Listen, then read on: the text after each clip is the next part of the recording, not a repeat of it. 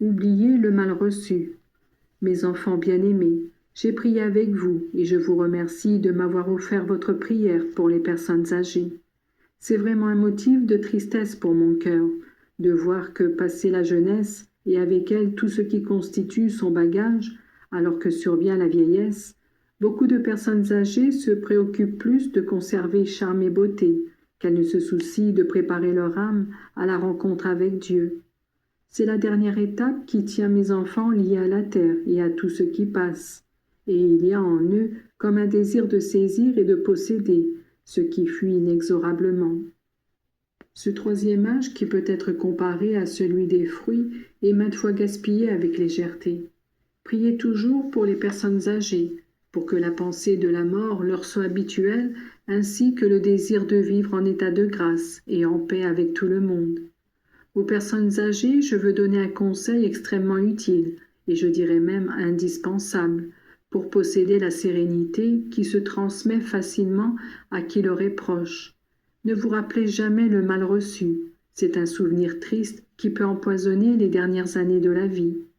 Ne repensez pas au bien que vous avez fait dans votre vie, afin que l'orgueil, tel un ver rongeur et dangereux, ne vienne ruiner votre bonne réserve.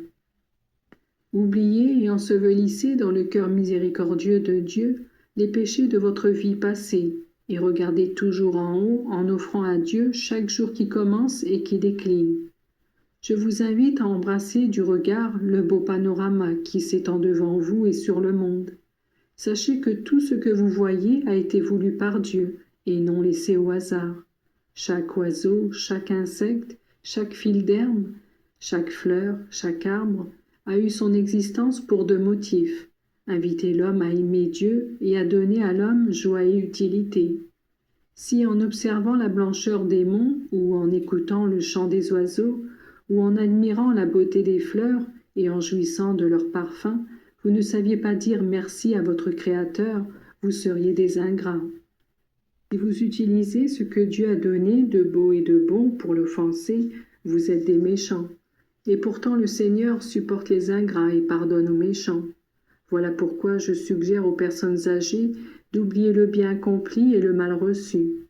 Vous devez ressembler à votre Jésus, Fils de Dieu. Si toutefois vous voulez vous acheminer vers la perfection que le Père désire de vous, vous devez l'imiter encore en ceci. Il fait se lever le soleil sur les bons et sur les méchants.